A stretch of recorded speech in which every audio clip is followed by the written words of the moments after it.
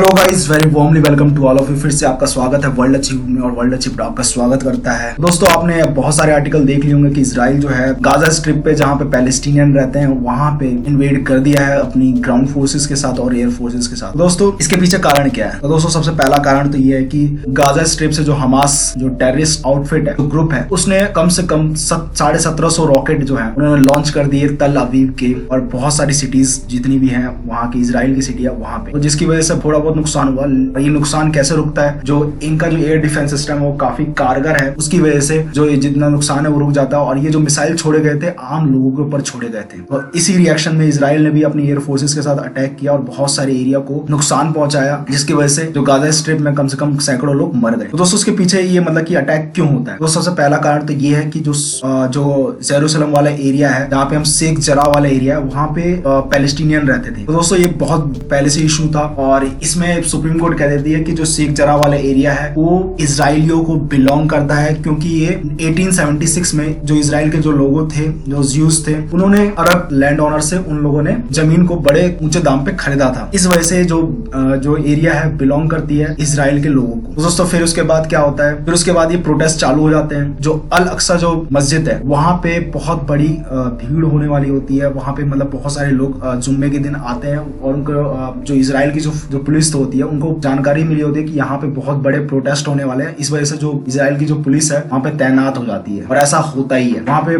दोस्तों stone pelting होती है वहाँ पे। और फिर उसके बाद अब वो जो है अल अक्सा मस्जिद के अंदर छुप जाते हैं। जितने प्रोटेस्टर चले जाते हैं वो सोचते हैं कि जो इनकी जो पुलिस है वो घुसेगी नहीं अल अक्सा मस्जिद के अंदर, क्योंकि रिलीजन का मामला हो जाए। लेकिन घुस जाती है और सबको बढ़िया से पीटती है और इसमें कई लोग इसमें घायल हो जाते हैं। दोस्तों, इसकी वजह से जो बाकी जो मुस्लिम कंट्रीज हैं, जो अरब्स के लोग हैं, वो भी बहुत गुस्सा हो जाते हैं और जितने भी पैलेस्टीनियन होते हैं इजराइल के अंदर वो भी बहुत गुस्से में आ जाते हैं, जिसकी वजह से इंटरनल कॉन्फ्लिक्ट भी होता है और एक्सटर्नल कॉन्फ्लिक्ट भी होता है। जहाँ गाजा स्ट्रिप से क्या होता है कि जो हमास वाले हैं वो भी इसकी जिम्मेदारी ले लेते हैं और वो अटैक करते हैं अपने मिसाइलों के साथ। तो यहाँ से ये खेल सारा शुरू होता है। सबसे पहला क्वेश्चन ये आता है, क्या इजराइल जो है गाजा स्ट्रिप को पूरी कंप्लीटली हथिया लेगा? दोस्तों, ये बिल्कुल हो सकता है, क्योंकि जो इजराइल की जो फोर्सेज है काफी पावरफुल है, टॉप 10 में आती है। अगर देखा जाए इनकी जो पूरी जो मिलिट्री है वो टॉप 10 के अंदर। तो और वही अगर हम देखें गाजा जो स्ट्रिप में जो हमास वाले हैं उनके पास क्या है लड़ने के लिए? तो दोस्तों, इनके पास ज्यादा कुछ खास नहीं है। ईरान की मदद से इनके पास बस आर्टिलरी है, चाहे शॉर्ट रेंज की हो चाहे लॉन्ग रेंज की हो। इजराइल को ही बस उससे खतरा है और ये रोक नहीं सकते इजराइल को। तो इजराइल के पास एक बड़ा मौका है, ये वो गाजा स्ट्रिप है, कंप्लीटली उसको एनक्रोच कर ले, उसको कंप्लीटली हथिया ले। लेकिन इससे दोस्तों बहुत लॉस होगा जो आम नागरिक जिन्होंने कुछ भी नहीं किया उनको। दोस्तों, उनके साथ क्या होगा? सबसे बड़ा मतलब दुख की बात तो ये है। अब देखिए, हमास वालों ने किया तो सारे पैलेस्टीनियन ऐसे नहीं है, क्योंकि बहुत सारे पैलेस्टीनियन जो है वो हमास को सपोर्ट ही नहीं करते। और दूसरा क्वेश्चन ये उठता है कि क्या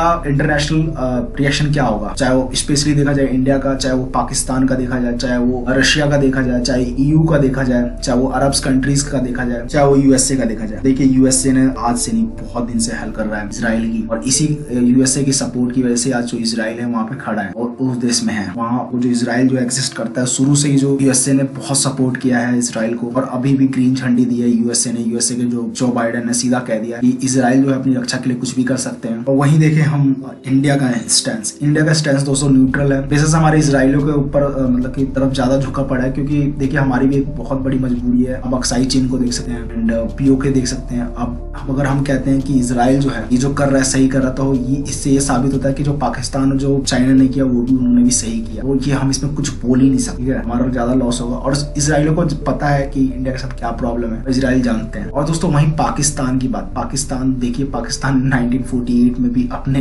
आर्मीज को भेजा, बेशक इनका खाने को नहीं है, इनकी खर्ची तो चाइनीज चलाते हैं और वो टर्की चलाती है। इनके पास मतलब कि कुछ भी कर देंगे रिलीजन के नाम पे। लेकिन दोस्तों, ये रिलीजन के नाम पे नहीं करते, इनका एक अपना ही प्रोपोगंडा चलता है। जब चाइनीज वाले जो जिनजियांग रीजन में जो मुस्लिमों के साथ कर रहे हैं, वहाँ पे जो मुस्लिम्स होते हैं वो बिगर मुस्लिम वो अपनी दाढ़ी तक नहीं रखते। वहाँ पे जो कुरान जो है वो भी कह रहे हैं कि जो कम्युनिस्ट पार्टी ऑफ चाइना वाले कि इसमें तो हमारे करेक्टर ही नहीं है, हमारे आर्मी जनरल के करेक्टर ही नहीं है, आप क्यों पढ़ रहे हो? बहुत सारे इश्यूज है उस पर तो बोलते ही नहीं है। वैसे टर्की का हाल है, वैसे ईरान का हाल है, जितनी बार अरब कंट्री है वो कभी नहीं बोलते चाइना के ऊपर। इस जो जिनजियांग रीजन में जो हो रहा है मुस्लिमों के साथ, उस पर कभी नहीं बोलते। एक अलग ही हिपोक्रेसी चल रही है। और रही बात रशिया की, रशिया भी लगभग हद तक न्यूट्रल न्यूट्रली है और जितनी भी यूरोपियन कंट्रीज हैं वो पूरी की पूरी मतलब सपोर्ट कर रही है, चाहे वो फ्रांस हो, चाहे वो जर्मनी हो, चाहे वो यूके हो, चाहे वो ऑस्ट्रिया हो, कंप्लीटली सपोर्ट कर रहे हैं इसराइल। दोस्तों अब क्वेश्चन ये आता है कि क्या इसराइल पूरा इंक्रोच कर लेगा या पूरा हथिया लेगा? तो देखिए दोस्तों, ये जो गाजा स्ट्रिप के साथ छोटे छोटे हिस्सों में बांट देगा फिर से इसराइल, जैसे वेस्ट बैंक के साथ किया, तो वहां पे वो पूरे कमजोर हो गए। और जो इनका जो ग्रेट इसराइल का जो सपना है, तो अपना एक इनका अपना इंटरनली है, लेकिन ये मेरे को लगता है कि जो इस बार हमास को ना कम्प्लीटली खत्म कर दे, क्योंकि इस बार मौका है। ऐसा मौका बार बार नहीं आता। एक बार 2012 में आया था, 2011-12 में, उस टाइम इन लोगों ने अटैक किया था मिसाइलों के साथ। अब इस टाइम भी फिर से अटैक किया। अब छोड़ेंगे नहीं इसराइल, क्योंकि जो नेतन्याहू ने कहा कि अब हम नहीं सहेंगे। इसी बात पे दोस्तों लेक्चर को खत्म करते हैं, नेक्स्ट वीडियो मिलेंगे, पूरी हिस्ट्री को लेके आएंगे इसराइल और पैलेस्टीन के इशू। मिलते हैं, जय हिंद।